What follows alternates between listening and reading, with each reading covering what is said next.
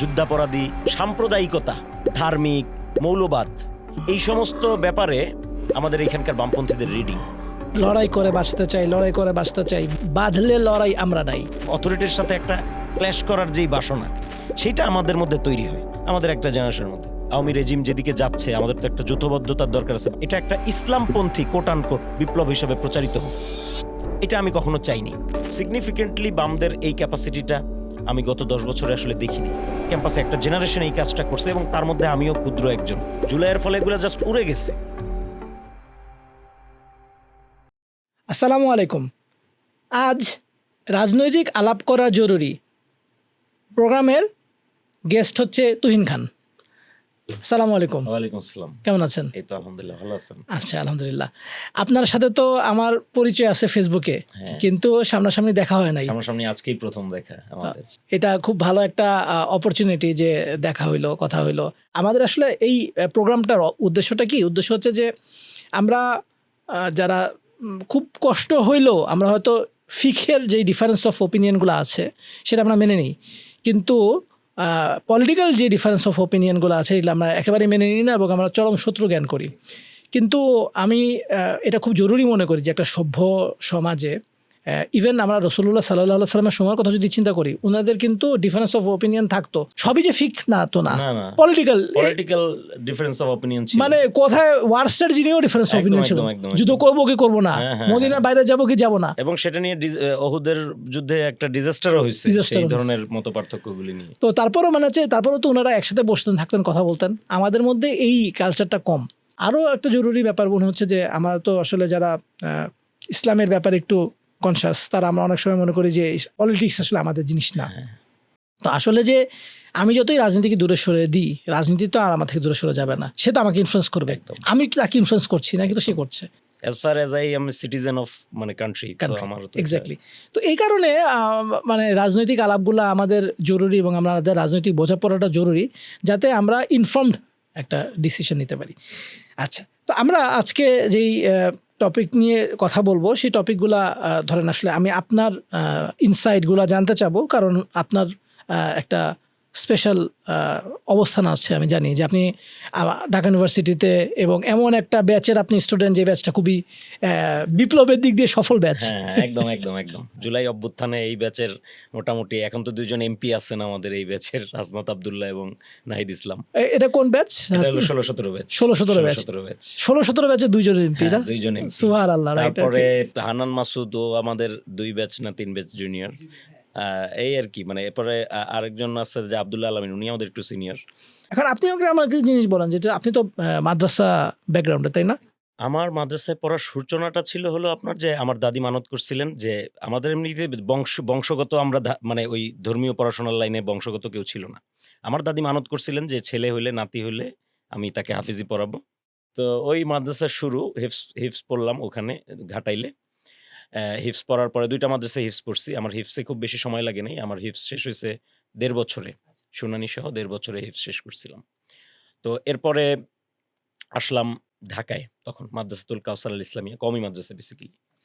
তো মানে আমার আব্বা তখন চাচ্ছিলেন যে আমাকে হয়তো আবার স্কুলের দিকে দিবেন কিনা। তো তখন অনেকে বললেন হুজুররা যে ওনাকে মাদ্রাসায় পড়ান, তাহলে কোরআন শরীফ যেহেতু মুখস্থ করছে, ইয়াদটা ভালো থাকা জরুরি, মাদ্রাসায় পড়াইলে সেটা ভালো থাকবে। তো এরপরে আব্বা ওই মাদ্রাসাতুল কাউসার আল ইসলামিয়ায় দিলেন। ওখানে জালালাইন পর্যন্ত পড়লাম 2013 সাল। আচ্ছা। 2013 সালে শাপলা চত্বরের যেই ঘটনা, সেখানে তো একটা ঘটনা ঘটলো। সেখানে আমাদের মাদ্রাসা তো কিন্তু গাবতলীর স্ট্যান্ডের পাশেই। তো ওখানে অবরোধ পয়েন্ট, আমরাও তো তখন হেফাজতে ইসলামের আন্দোলনের সাথে খুব ওতপ্রোতভাবে যুক্ত, মাদ্রাসার স্টুডেন্ট আমরা।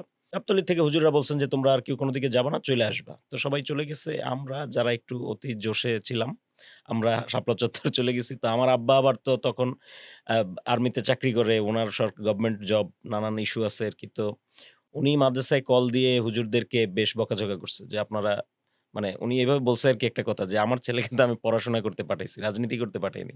আপনারা তাকে রাজনীতিতে নামাই দিছেন কেন? তো এখন হুজুরদের দিক থেকে রাগটা লেজিট ছিল, কারণ ওনারা তো আর আমাকে নামায় নাই, ওনারা তো চলে যেতে বলছিল আমাকে।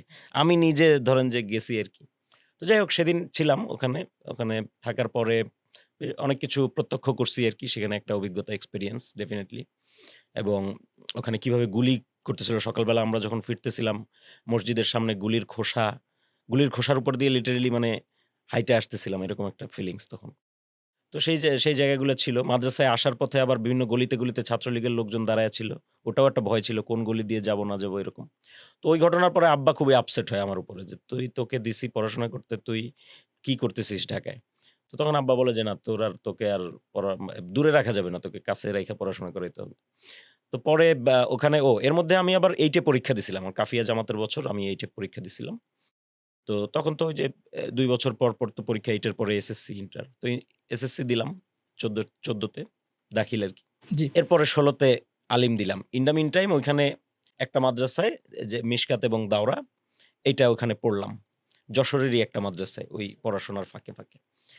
তো এরপরে দাখিল দিলাম। দাখিল দেওয়ার পরে তারপরে এই ইন্টার দিয়ে তারপরে ইউনিভার্সিটি অ্যাডমিশন নিলাম ২০১৬ তে। ইউনিভার্সিটিতে আসার ক্ষেত্রে আমার ঐরকম কোনো মোটিভেশন ছিল না যে অনেক পড়াশোনা করব বা অনেক কিছু। আমার মোটিভেশন ছিল যে আমার খুব দম বন্ধ লাগতেছে এখানে বাসায়। আমার ঢাকায় বন্ধু-বান্ধব আছে।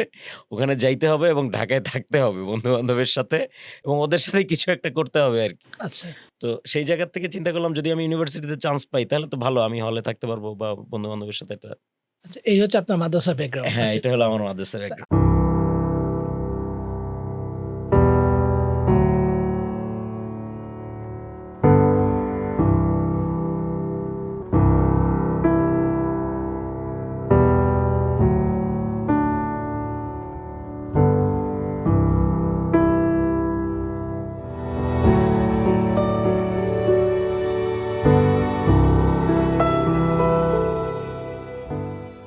আমরা আপনার ব্যাপারে যা জানি আরকি। আবার বললাম যে আপনি আপনার ব্যাপারে যা জানি এটা তো হচ্ছে হলে অ্যা Facebook থেকে কিছু দেখা বা কিছু লেখাপড়া বা অন্য কারো মতামত আপনার কাছ থেকে সরাসরি শুনি যে আপনার ধরেন বাম যেই ঝোঁক, এই বাম ঝোঁক তো সবারই থাকে। আমারও হ্যাঁ, একটা হ্যাঁ, ছিল। হ্যাঁ, হ্যাঁ, হ্যাঁ। আমরা যে কার্ল মার্কসের ম্যানিফেস্টো, কমিউনিস্ট পার্টির ম্যানিফেস্টো এগুলা কিনছি।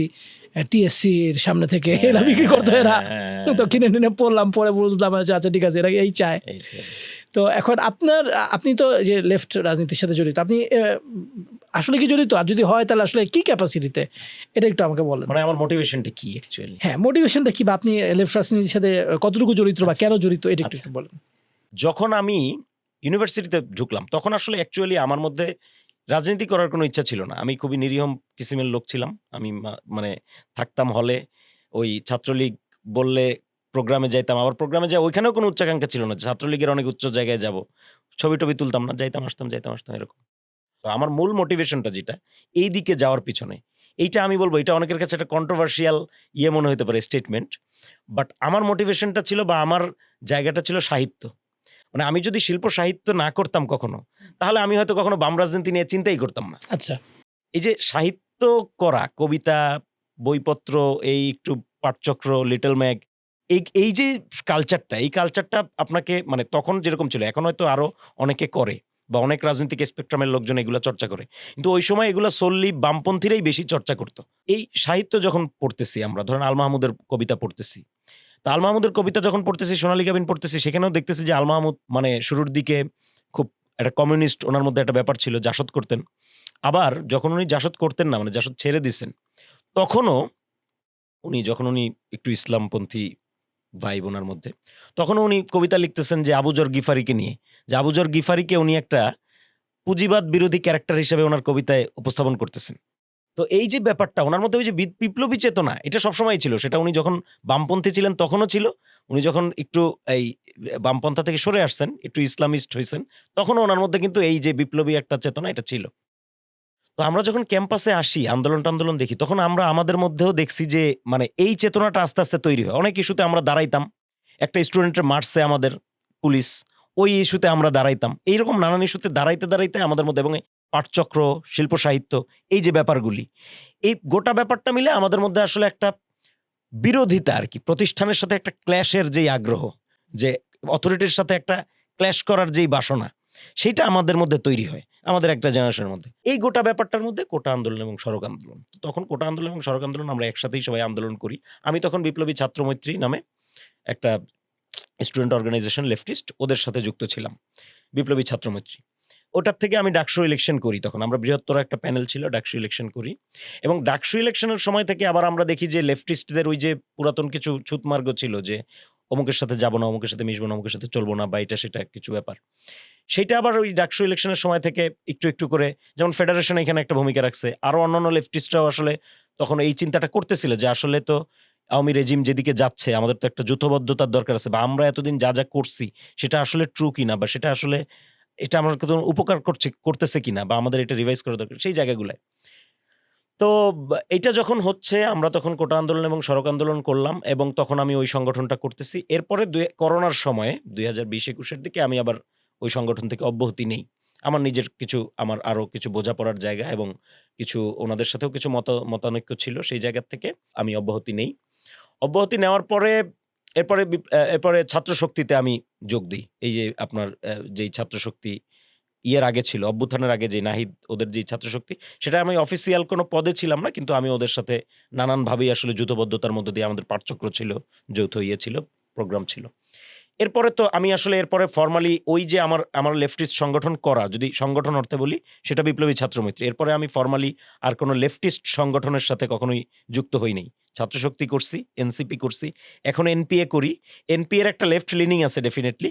কিন্তু এটা আসলে লেফটিস্ট সংগঠন না। এটা ওনাদেরই ঘোষিত ইয়ে মোতাবেক এটা কোনো বাংলাদেশের যে লেফটিস্ট অর্গানাইজেশন সেই মোতাবেক কোনো লেফটিস্ট অর্গানাইজেশন না। ওনারা নিজেদের লেফটিস্ট বলেন না আরকি। এমনি এনপিএ লেফটিস্ট বলেন না নিজেদেরকে, কিন্তু আমরা যখন নিউজ মিডিয়াতে দেখছি, ইভেন ফেসবুকেও যখন দেখছি, এটাকে কিন্তু সবাই বলছে যে এটা সুশীল বাম বা হ্যাঁ। অ্যাসথেটিক বাম, হ্যাঁ। এরকম ভাবেই কিন্তু তাদের পোর্ট্রেটা আসছে। একদম। না এটা আসছে। এটা আসার কারণ আছে। কারণ হচ্ছে যে ধরেন মানে এখানে যারা আসছেন রাজনীতি করতে, এদের মধ্যে একটা বড় অংশ আছেন যারা নানানভাবে আগে বাম রাজনীতি করে আসছেন।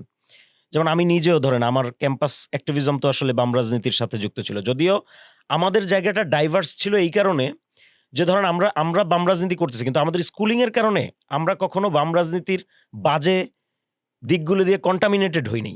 মানে এই যে আমি আজকে আপনার সাথে বসে কথা বলতেছি, এইটা ধরেন আমাদের ৬০-৭০ দশকের যারা বামপন্থী রাজনীতি করতেন, তাদের জন্য এটা এক ধরনের ছুঁতমার্গের একটা ব্যাপার ছিল হয়তোবা। কিন্তু আমাদের জন্য এটা একদমই ছুঁতমার্গের ব্যাপার ছিল না। যে কারণে ক্যাম্পাসে ধরেন নানান মতাদর্শের লোকজনের সাথে মানে এটা শুধু আমার ব্যাপারে সত্য তা না। এটা মাহফুজ আলমের ব্যাপারে সত্য। মানে যারা জুলাই অভ্যুত্থানটা ঘটাইলেন, এই সামনের সারির অনেক নেতার ব্যাপারে এই ঘটনাটা সত্য। তারা আসলে এক ধরনের ব্রিজিং করতে পারছিলেন আসলে ছুঁতমার্গটা না থাকার কারণে। জুলাইয়ের পরে অনেকে অনেক দিকে চলে গেছে, অনেকের রাজনীতি অনেক দিকে মোড় নিছে সেটা আমি কিন্তু এর বলব আগে না। অন্যরকম। কিন্তু আগের যেই ঘটনাটা, এই যে আমরা দেখলাম যে বামপন্থীরা জুলাইয়ে আওয়ামী লীগের বিরুদ্ধে এভাবে নেমে আসলো। আবার ডানপন্থীরাও নেমে আসলো। এক ধরনের একটা ব্রিজিং। এই কাজটা আসলে অনেকে করছেন ক্যাম্পাসে, একটা জেনারেশন এই কাজটা করছে এবং তার মধ্যে আমিও ক্ষুদ্র একজন।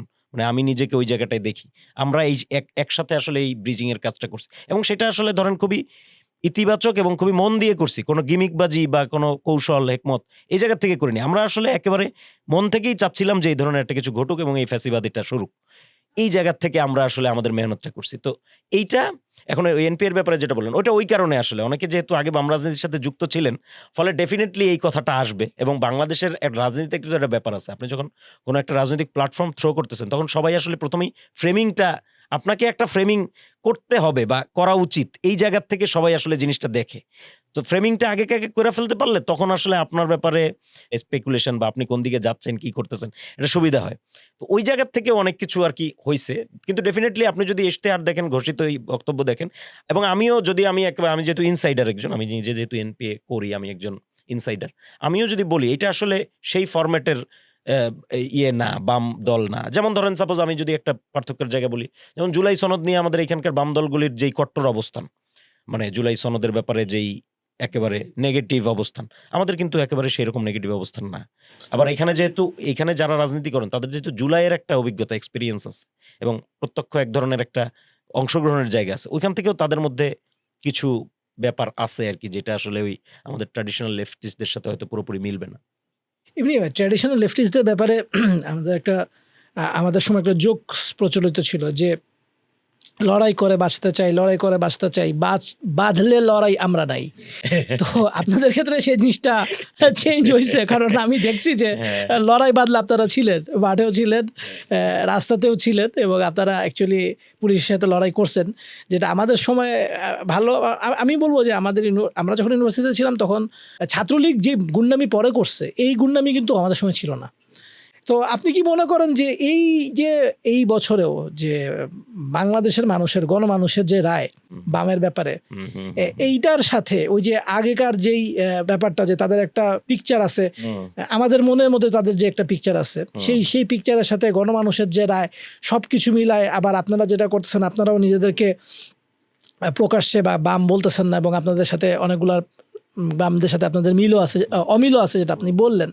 তো এই সবগুলা মিলানোর ফলে আপনি কি মনে করেন যে বাংলাদেশে বাম রাজনীতির ভবিষ্যৎ তো আমরা দেখতেছি না? ধরেন আমরা বামপন্থী বলতে, মানে শুধু আমরা বলতে আমি বুঝাইতেছি যারা বামপন্থী বিরোধী তারা না, ইভেন আমাদের এখানকার বামপন্থীরাও বামপন্থা বলতে যেই ব্যাপারটা ওনারা চর্চা করছেন এতদিন বা করেন বা বুঝেন, এইটা আসলে তো ওয়ার্ল্ড ওয়াইড কিন্তু এটার অনেক আপডেট ভার্সন আসছে। মানে আপনি যদি ওয়েস্টে বাম রাজনীতির ব্যাপারটা দেখেন, তাহলে আপনি দেখবেন যে ওয়েস্টার্ন বামরা কিন্তু নানানভাবে নিজেদেরকে আপডেট করছে। ৯০-এ যখন সোভিয়েত হয়, সোভিয়েত যখন ভেঙে যায়, সোভিয়েত ভেঙে যাওয়ার পরে অনেক দেশই আসলে নিজেদের জায়গাটাকে করছে, রিভাইজ করার ট্রাই করছে। আসলে আমরা তো ডেফিনিটলি এরকম একটা ফেইলিউর, যখন একটা ফেইলিউর হচ্ছে, তখন তো সেই ফেইলিউরের একটা কারণ আছে ডেফিনিটলি। সেই কারণ তারা খুব আন্তরিকতার সাথেই সেই কারণ তারা যাচাই-বাছাই করছে এবং তারা সেটা রিভাইজ করার চেষ্টা করছে। দুঃখজনক হলেও এটা সত্য যে আমাদের এইখানে সেটা এই কাজটা খুব একটা হয় নাই। এক।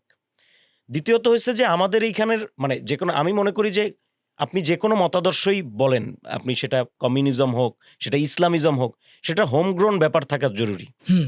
সেই জায়গায়ও আমার কাছে মনে হয়েছে যে এই জায়গাটায় ওনারা আসলে গুরুত্ব দেন নাই। আপনি ল্যাটিন আমেরিকার বামপন্থী রাজনীতির ইতিহাস কিন্তু আমাদের এখানকার বামপন্থীরা খুব উচ্ছ্বাসের সাথে বলে।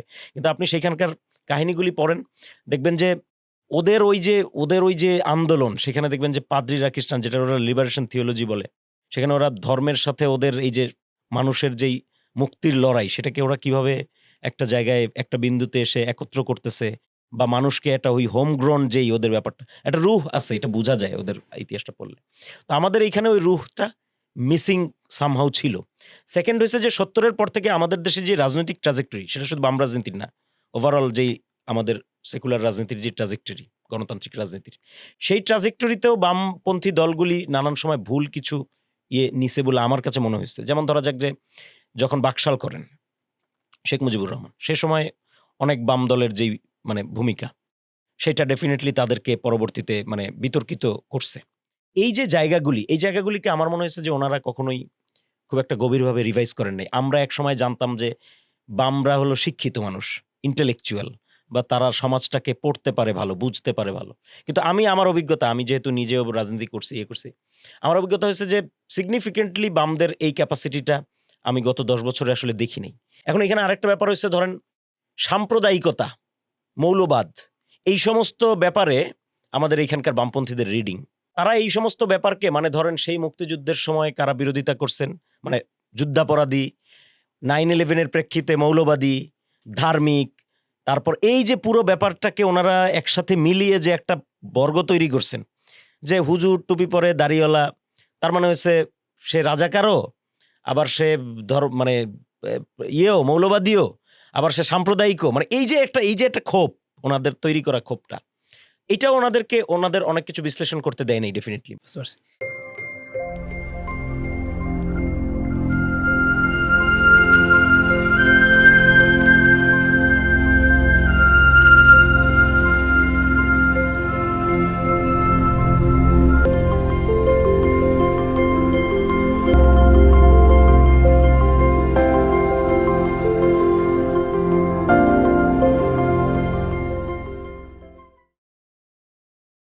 আচ্ছা, আমার একটা প্রশ্ন আছে যে এইবারে ইলেকশনে বিএনপি অ্যারাউন্ড 50% পাইলো, জামাত ইসলামী অ্যারাউন্ড 32% পাইছে, এনসিপি অ্যারাউন্ড 3% পাইছে, এবং এনসিপি কিন্তু অ্যাকচুয়ালি আগের যেমন আমরা ইসলামী শাসনতন্ত্র আন্দোলন তাদেরকে পার করে পার ফেলছে। করে ফেলছে। তারপর হচ্ছে জাতীয় পার্টির তো অস্তিত্বই জাতীয় নাই পার্টি নাই। এবং অন্যান্য বাম দলগুলো বাম এরও তো কোনো দলগুলো বিল নাই। পয়েন্ট সামথিং তো এখন ভোট পাইছে। সেখানে এনসিপি 3% ভোট পাইছে। তার মানে এখন এখানে প্রশ্ন থাকতে পারে যে এনসিপি তো ফুল ভোট কি এনসিপির, এখানে তো হ্যাঁ। এনসিপি আর জামাত যদি আমরা বলি তাহলে তো তাদের একটা শেয়ার ভোটও আছে, এটাও আমরা অস্বীকার করতে পারতেছি না। এটাও এখানেও ডেফিনেটলি ওই জিনিসও আছে। কিন্তু আপনার কি মনে হয় না যে যে আপনি এনসিপি ছেড়ে দিলেন, আপনি এনসিপি ছেড়ে দিয়ে আপনি তো রাজনীতি বলতে ডিফাইন করলেন যে জনগণের কথা বলা, আপনি এনপিএতে চলে গেলেন, তো এইটার কি কোনো পলিটিক্যাল ভবিষ্যৎ আছে নাকি এনসিপিতে থাকলে ভালো হতো? আচ্ছা, এনসিপিতে যে যোগ দেওয়া এবং রাজনীতির সাথে আমি কিন্তু নিজের আগ্রহে আসলে নাগরিক কমিটিতে এবং এনসিপিতে যোগ দিই। তো সেটা যে দেওয়া যোগ, সেটার একটা কারণ ছিল যে আমি একটা দায় ফিল করতেছিলাম যে আমরা জুলাই করলাম এবং আমরা বললাম যে আমরাই বিকল্প এবং আওয়ামী লীগকে সরাইলাম। আমরা বললাম যে আওয়ামী লীগ যেই ভয় আমাদের দেখায় যে সে চলে গেলে এই ঘটবে, এগুলো আসলে ঘটবে না। আমরা যথেষ্ট জাতি হিসেবে ম্যাচিউরড হয়েছি, আমরা এটা ঘটতে দিব না। এই যে কথাগুলি বললাম, বলে একটা বিপ্লব হয়ে গেল, একটা অভ্যুত্থান হয়ে গেল। তাহলে এখন কি? এখন যদি আমি এটার ব্যাপারে একটু সিরিয়াস না হই, তাহলে তো আমি যে কথাগুলো বললাম সেটার তো আসলে কোনো মিনিং থাকে না। আমি তো তাহলে ওই জায়গা থেকে বেসিক্যালি ওদের সাথে যুক্ত হওয়া। তো পরবর্তীতে যেটা হইছে যে পরে আমি এনসিপি ছেড়ে দিলাম, এনসিপি থেকে চলে আসলাম। কেন? এইটা আসলে অনেকে ইন্টারপ্রেট করতে চায় জিনিসটা এইভাবে যে জামায়াতের সাথে জোট করা হয়েছে বইলা আমরা থাকি নাই। আচ্ছা, আমি কিন্তু এনসিপি ছাড়ি জামাতের সাথে জোট করার অনেক আগে। ডাকসু নির্বাচনের পরে আমি বেসিক্যালি এনসিপি থেকে পদত্যাগ করি। আমি এনসিপি থেকে বের হয়ে গেছি আসলে এই কারণে যে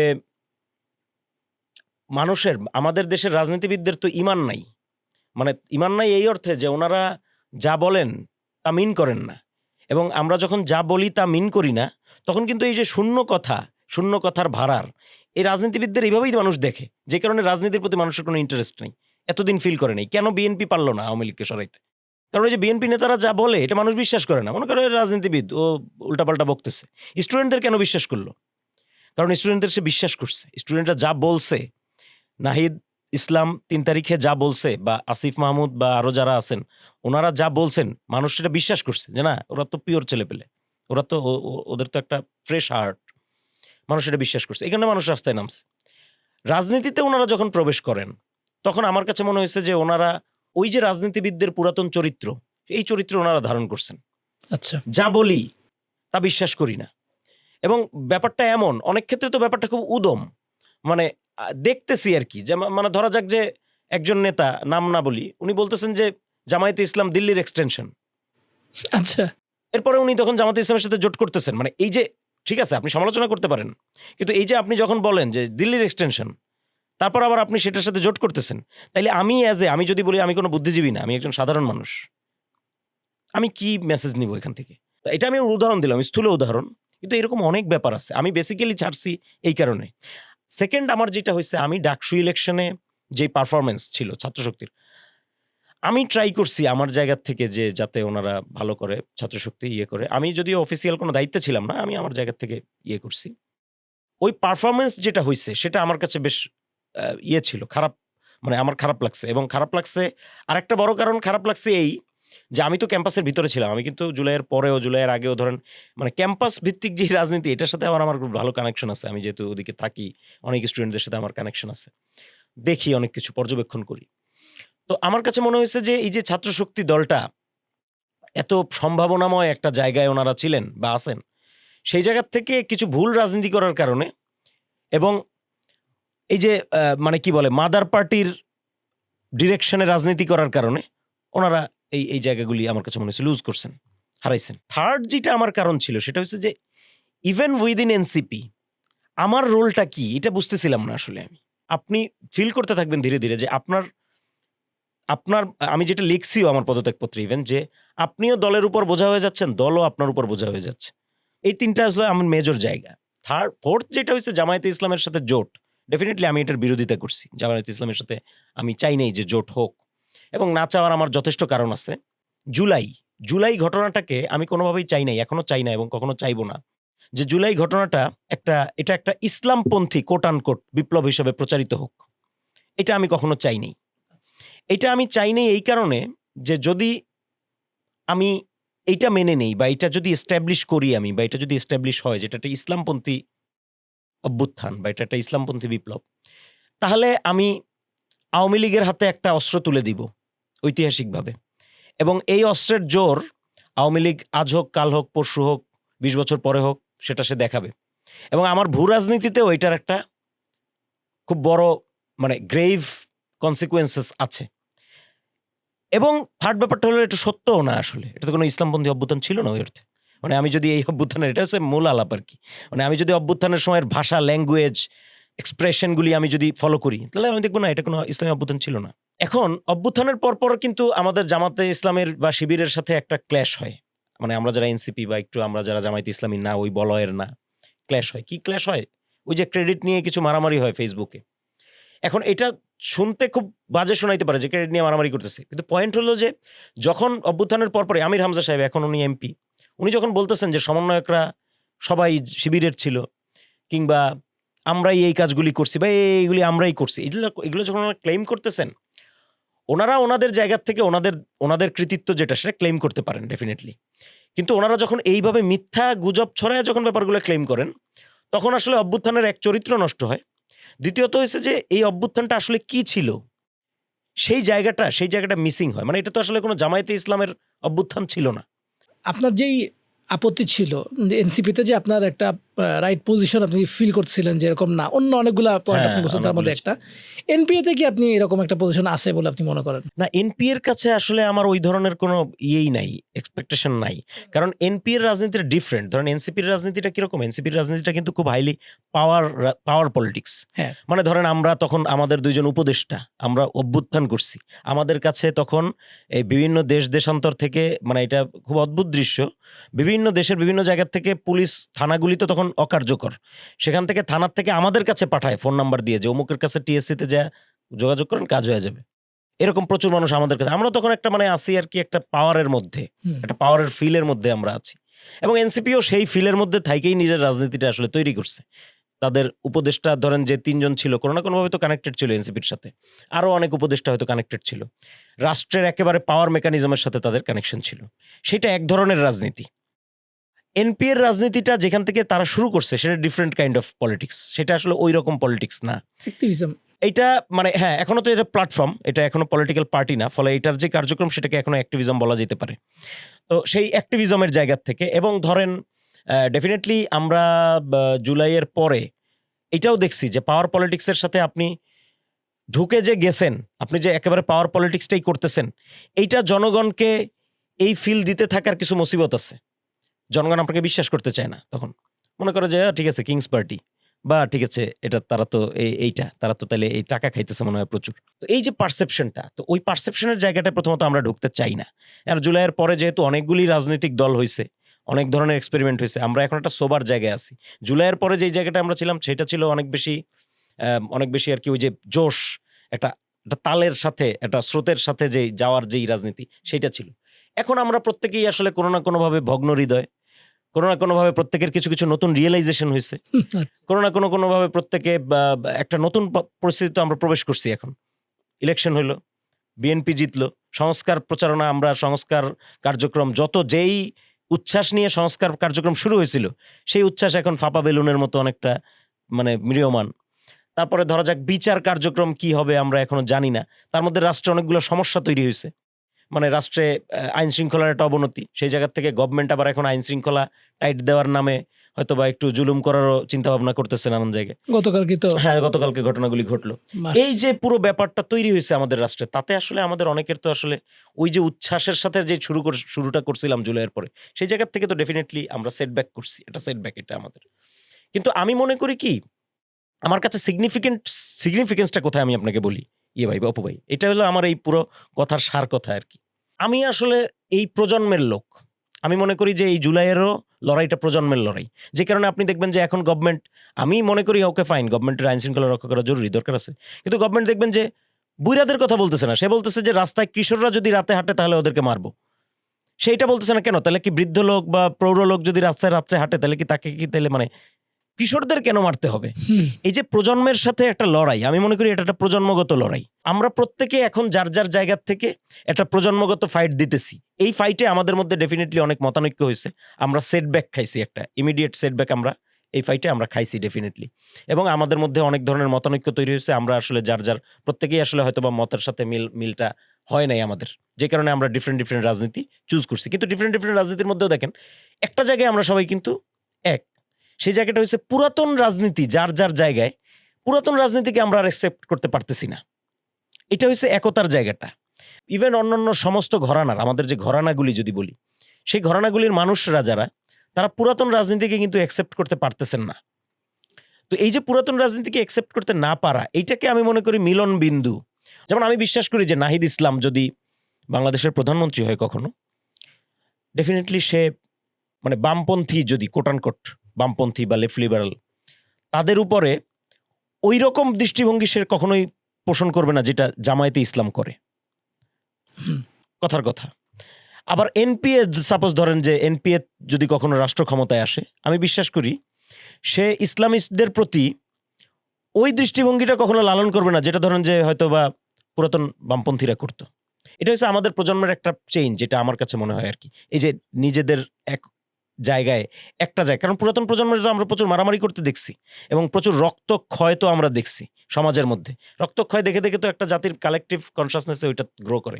আমাদের পূর্বপুরুষরা যেই চেক অ্যান্ড ব্যালেন্সটা ঠিকমতো তৈরি করতে পারে নাই, ধরেন আওয়ামী লীগ ৭১-এর পরে ইলেকশন করে ২টা সিট ছাড়তেছে মাত্র, আর সব সিট নিয়ে যাচ্ছে। রাষ্ট্রে কোনো চেক অ্যান্ড ব্যালেন্স নাই। ওই যে মতাদর্শিক চেক অ্যান্ড ব্যালেন্সটা যেটা রাষ্ট্রের মধ্যে তৈরি হয় নাই, আমাদের পূর্বপুরুষরা পারেন নাই, যেই কারণে আসলে অনেক হয়েছে। সেটা হয়তো আমরা রাষ্ট্রের মধ্যে তৈরি করতে পারবো এবং এমন একটা জায়গায় যাইতে পারবো যেখানে গিয়ে সবাই বুঝতে পারবে যে না, ফাইন, আমাদের আসলে নাগরিকের রাইটস বা আমাদের আসলে একটা জায়গায় এমন একটা সামাজিক চুক্তিতে আসতে হবে যেইখানে আসলে এক বিন্দুতে আমরা আসলে মিলিত হইতে পারি।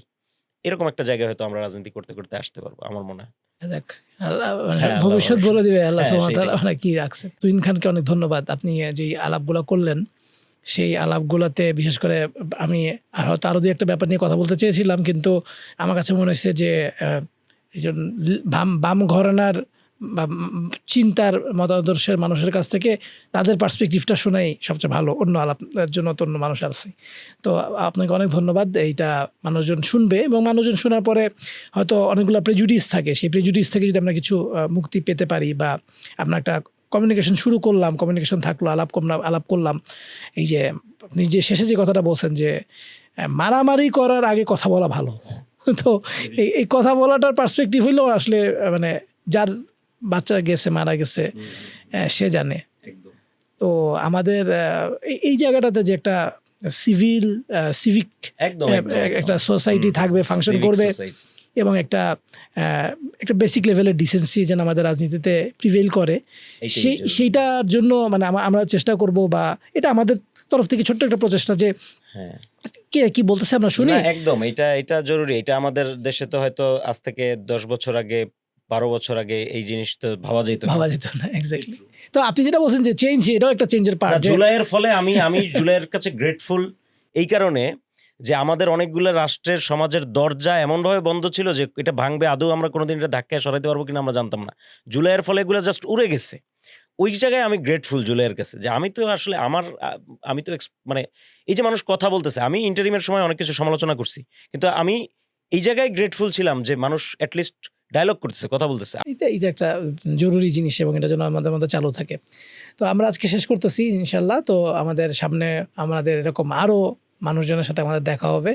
তো ইনশাল্লাহ আমরা আরও অনেক কথা শুনবো, আর অনেক পার্সপেক্টিভ শুনবো, আর অনেক ভিউজ শুনবো। শুনে আমরা আমাদের মতো করে একটা চিন্তা ভাবনা ডেভেলপ করতে পারবো যে পলিটিক্যাল ব্যাপারে আমাদের কি আইডিওলজি হওয়া উচিত, বা কোন আইডিওলজিটা আমার জন্য ভালো, বা কোন আইডিওলজিতে আমার বেশি বেনিফিট আছে, সাধারণ মানুষের বেনিফিট আছে। এই চিন্তাভাবনাগুলো আমাদের শোনা, কারণ সবসময় তো সবার লেখা পড়া যায় না, সবসময় সব কথা শোনাও যায় না। কিছু সামারি ইনশাল্লাহ নিয়ে আমরা অন্যান্য এপিসোডগুলোতে হাজির হব ইনশাল্লাহ। আসসালামু আলাইকুম ওয়া রাহমাতুল্লাহি ওয়া বারাকাতুহু।